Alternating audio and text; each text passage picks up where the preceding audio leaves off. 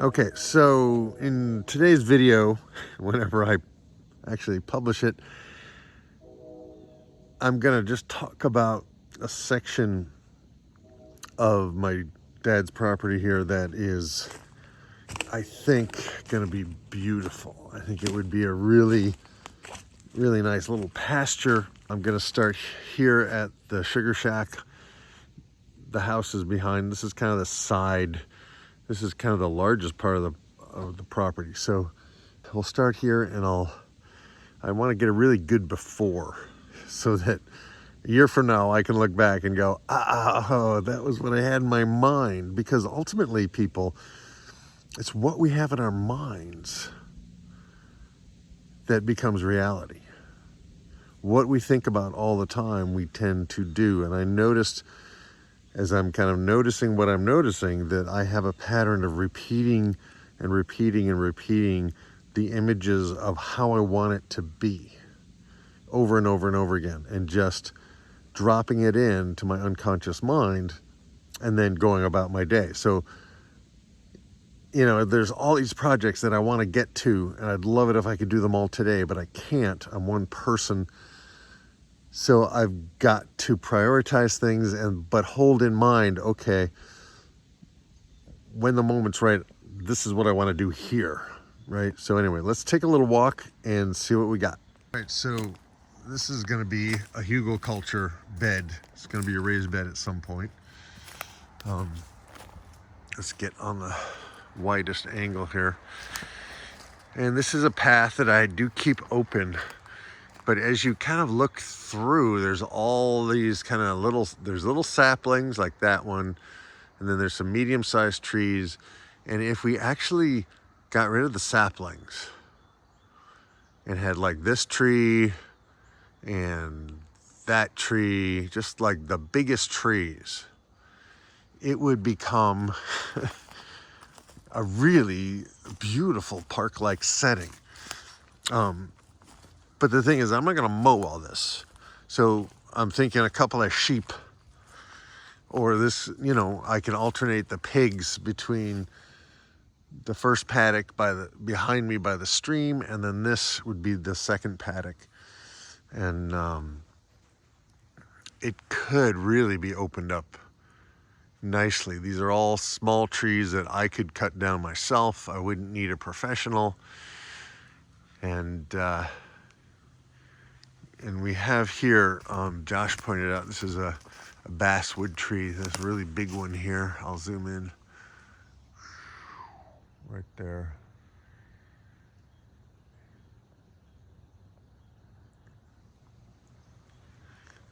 But Josh, when he was living here, took a number of trees down right over here. And some of them he just left here. They're just laying here. And so I'd like to clear this whole area out. And, you know, I'd like to clear it out to the path that runs right along the edge. And obviously I would do whatever I can to stabilize that edge. The trees are already doing a great job. But, you know, I can actually kind of put logs along, you know, that will hold some ground. So that's that. I should actually get onto that path. Let's go around here. You can see there's the sugar shack. This area I mowed last year, and it really did kind of stay a little more open. But we do have some sun-like loving species starting to sneak in here, like goldenrod. And this whole trail. See, these stumps, these stay obviously, but if I put logs across the trunks, it would stabilize the steep. It's a pretty steep bank. And I really want to give the hemlock trees advantage, because I think they're beautiful, and I would like to have some new generation hemlocks, but they seem to there's some down there. There's not a whole lot of them. because the maples are kind of crowding them out. So this whole area kind of comes to this dry stream bed, which is really an erosion channel. And Josh and I are talking about doing mushrooms here, kind of terracing this and putting just putting logs across it, and then burlap bags filled with straw, and the logs would be inoculated with shiitakes, and the bags of straw would be inoculated with oyster mushrooms, and we could actually collect and hold the water before it, rushes down to the river. So, yeah. All right, so now I'm gonna kind of circle back, stopping at the dry stream bed and getting up here a little bit more. There's some, okay, so this is now looking back towards the sugar shack, which is there. But if this area was open, not cleared, but all the small trees out, and then the ones with the big trunks, and we would be able to actually grow, I think, some forage. And I don't know how many animals it would support, but it might support 2 sheep or 2 goats or 2 pigs. And we can section it off with the temporary fencing. So everything that Greg Judy talks about, I could do here. So the idea, if the plan is big, right? If the plan is really big, phase 1 is to start here on my dad's property and create a couple of paddocks, or essentially a couple of paddocks that I can practice building fence with, right? I can open up, practice doing some Silvo-Pasture, seeing what it takes, how much I need to open up the canopy in order to get, let's say, fescue to grow. And then to either plant fescue and see what it does, or not. And maybe by April, have it cleared and fenced so that I can alternate a couple of pigs between this paddock and the one on the other side of the house. So that's kind of the thought. And the thing is, if I can do it here on a small scale, then everything that I do here would work on the larger scale. So that's kind of the mindset, is long-term thinking, but you got to start where you are. You got to start small. You got to start now. You can't wait for that someday. Like, kept trying to find ways to make money so I could make a lot of money, so I could buy land, so I could do this. And then it occurred to me through Greg Judy's book, No Risk Ranching, that, you can lease land, right? But the structure, the skills, the system, the pattern of using the animals to heal the land, that you can start small and you can amplify it and amplify it and amplify it. So anyway, so that's this before update. It is September 23rd, I think, and I'm smoking a pork shoulder today. I gotta go check it. Boom. One thing that's really interesting, I just reached down to look at the dirt here, and I noticed that there's a lot of bare dirt under these trees. It's not covered with a thick layer of leaves. And so I want to switch the camera and show you what the soil is like. So we have a serious before, because this soil is poor. It's very sandy. There's like nothing going on in it. And what's amazing to me is that trees can live here, but they have deep roots, so they're going down for some deep stuff. But there's no leaf mold. I mean, there's no. It's just bare soil. So let me show you here. Okay, so let's see. Here's a spot right here. So it's just, it's hard. It's kind of very sandy. And there's literally, it's just, there's a few leaves from the trees as they're starting to turn, but there's no leaves left from last year. And it almost looks like water runs down here in sheets. So part of the idea, see if I'll pull back a little more. Part of the idea is going to be to monitor this, but also to get more light in here so grasses can grow. And it's not going to be a lawn, but the grasses will protect the ground. And the trees are actually, protecting the ground as well. But, I think we have quite a bit of runoff from the road and the farm across the street. But we'll see. But all these small trees, boom, boom, if they were not here and just the larger ones were here, it would be really cool. And the basswood tree could be harvested because it's very straight, and Josh was telling me that they don't live that long. And then this cherry here could be harvested at some point, and then that would open up kind of a central pool, so we'd have edge, because it's the edge that is the most abundant in the forest. So the more little circular clearings we could make, the more we could kind of stimulate the kinds of processes of healing and feeding animals that we want to do. And I think we can do it small scale, particularly if we keep moving the animals and, lay down some hay, exactly what Greg Judy suggests over and over again.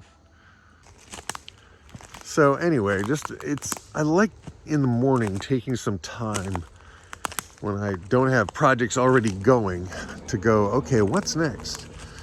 What's down the road? What's kind of on the back burner? What needs to be on the front burner? And I like taking walks in here, and it feels really like this would be a nice place just to be, just to even make kind of a running track around the edge of it so that I can just kind of walk or jog around in a circle. And but the bottom line is, so there'd always be a path on the outside of the fence, and I think it would be really nice here.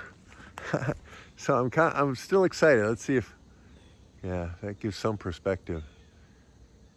So this is a really good, I love the whole before and after idea, because and I'm back at the cherry tree that has some chicken of the woods up there.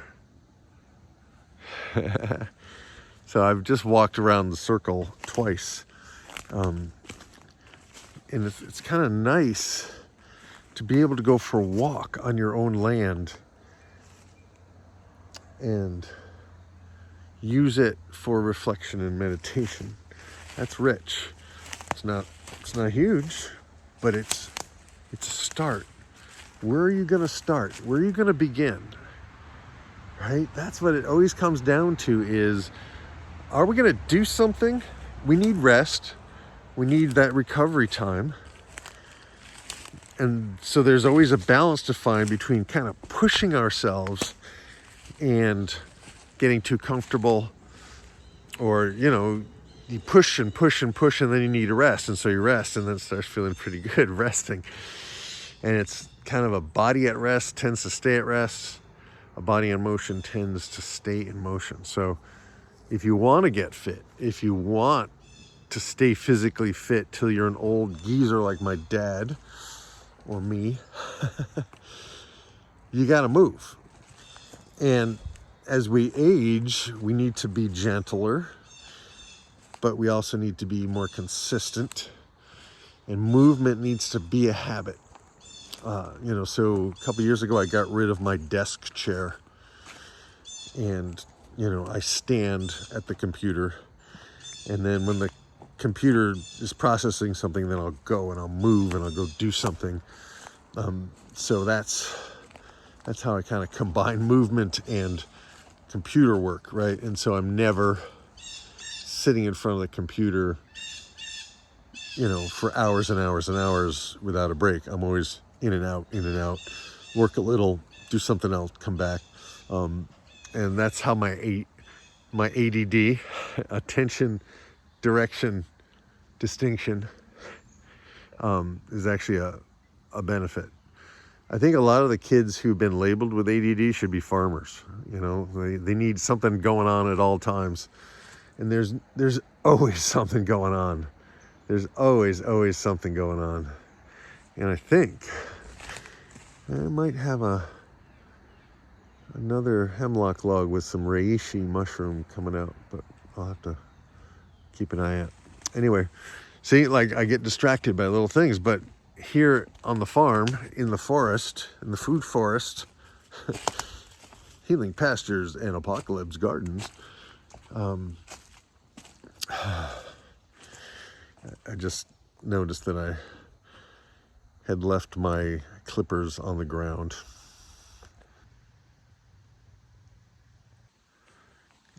I do have a problem leaving tools around. I do something for a little bit and then I just kind of drop everything and get distracted by something else. So we're going to put these away. And walking around and all the, the mess I made looking through the roofing for the raised beds, that roofing is just scattered all over the place.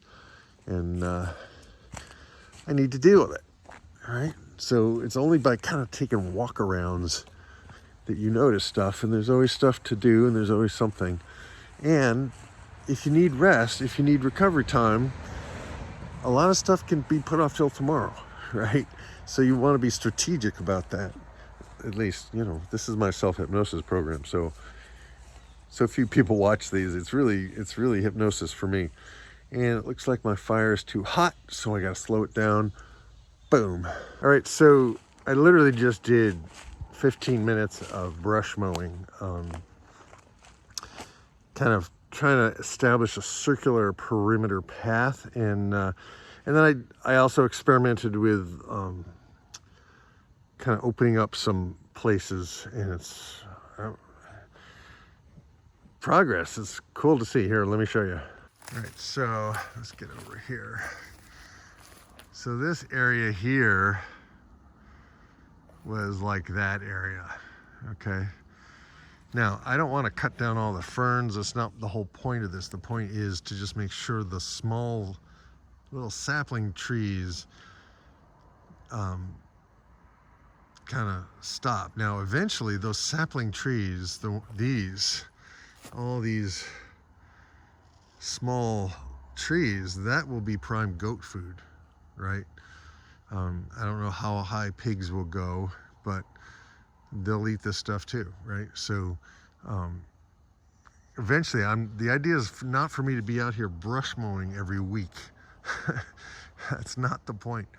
But I like how it opens it up, and once we clear some of the canopy, we should be able to grow some really good forage, either more saplings or actual grass or some combination. So sheep, goats, pigs, those are probably my initial collaborators, and we'll see how many I can do, and all of that remains to be seen, but we got to prepare the space, so I'm going to do a little more brush mowing, mush browing, and then I'll take you on a quick walk to show you what I did.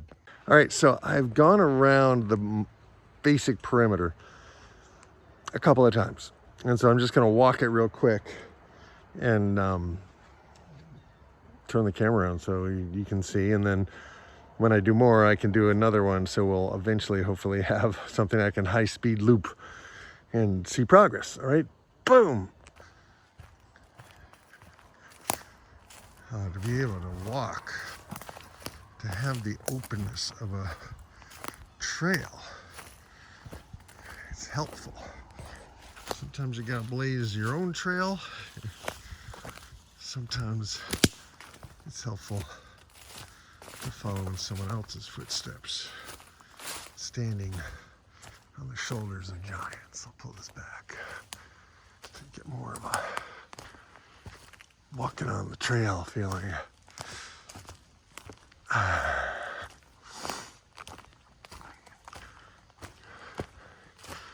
So even if I did start off with jogging this one time, just one time a day, it would get me out here, and it would, you know, the ground is soft, so it would be gentle on my legs, except for the times I would trip on stumps. But the idea would be to have a path around the rim that my dad could actually navigate on a four-wheel vehicle so that he could enjoy his property. That would be fun. I think eventually the trail has to go up through there, but for some reason it kind of looped in. But I don't know if that's gonna mess with my fence line or not. So I think the trail really has to come across here. But this was like that minutes ago. So let's see here.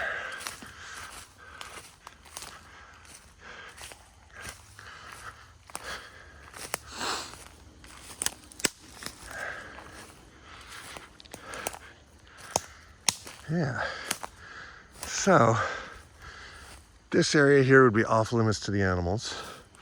This area in there would be fenced. So they would have a nice, maybe almost an acre paddock, probably not that much. And then on the other side of the house, we'll have another paddock, which I'll get to another day. And there's a lot more rocks down there than up here. So, yeah. This feels so nice, this wide openness.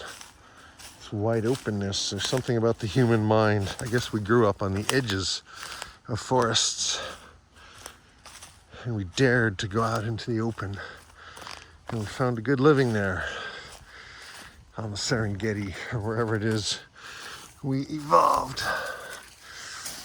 Yeah, so that's it for this episode. But this whole area here is where there was a cabin originally over in there. It's kind of a nice flat area. But, yeah.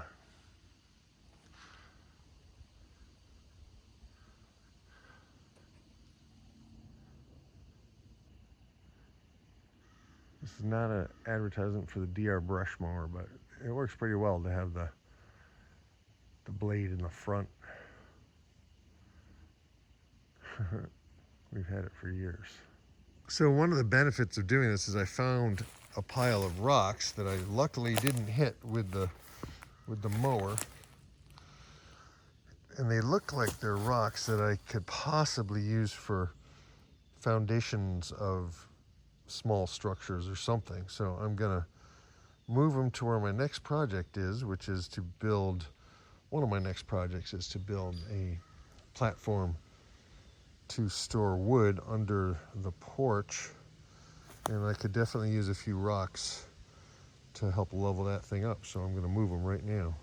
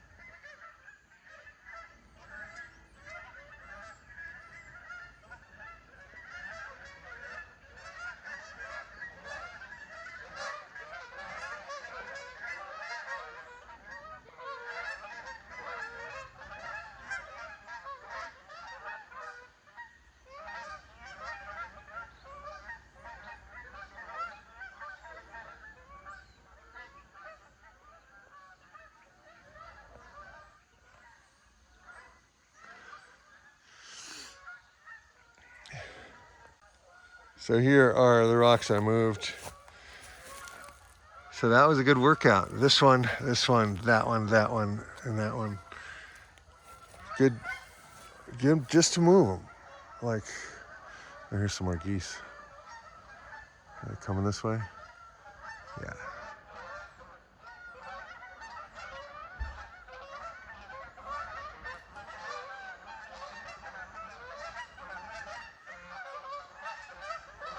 Oh well.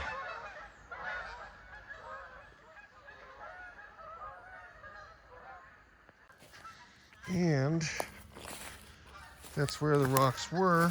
There's probably more rocks under there, but those are the ones sticking up.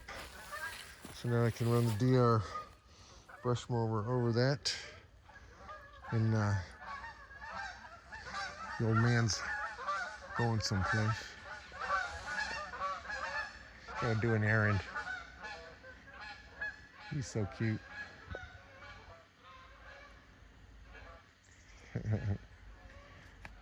Bye, Dad. All right, so I found in clearing this area out, pull back a little, I found a little oak tree. And I have very few oaks on this property. So what I'm gonna do is I'm gonna take this beech out and I'm gonna put a little yellow tape on this oak tree so that I don't mow it over. And I'm gonna see, it'll take it 100 years to do what it needs to do. But if I actually encourage it and I protect it, and pour some healthy nutrients down in there once or twice a year, it might grow quickly. So we'll see.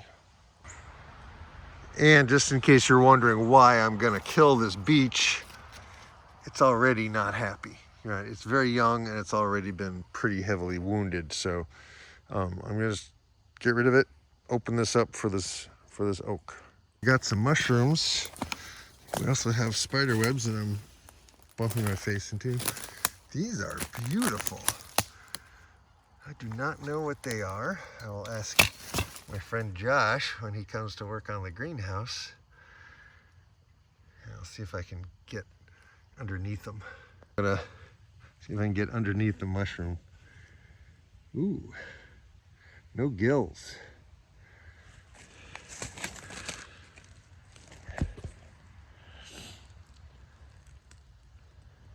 Very smooth underneath. This probably has pores. There's another one. I'm having so much fun this morning. To me, this is being rich.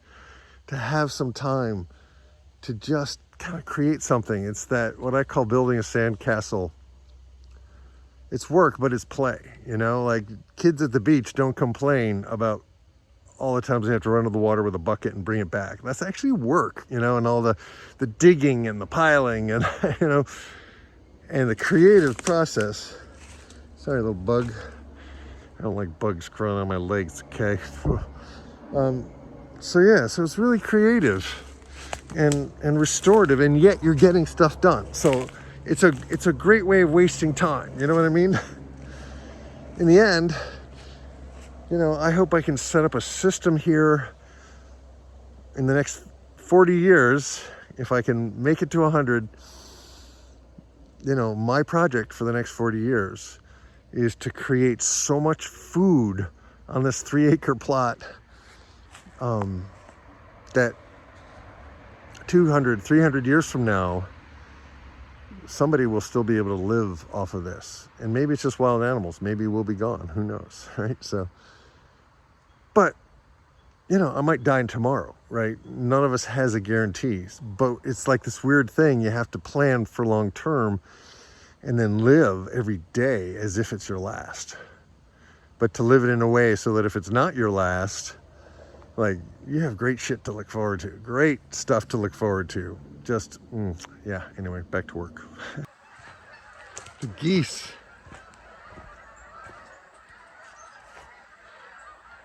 The geese are gathering.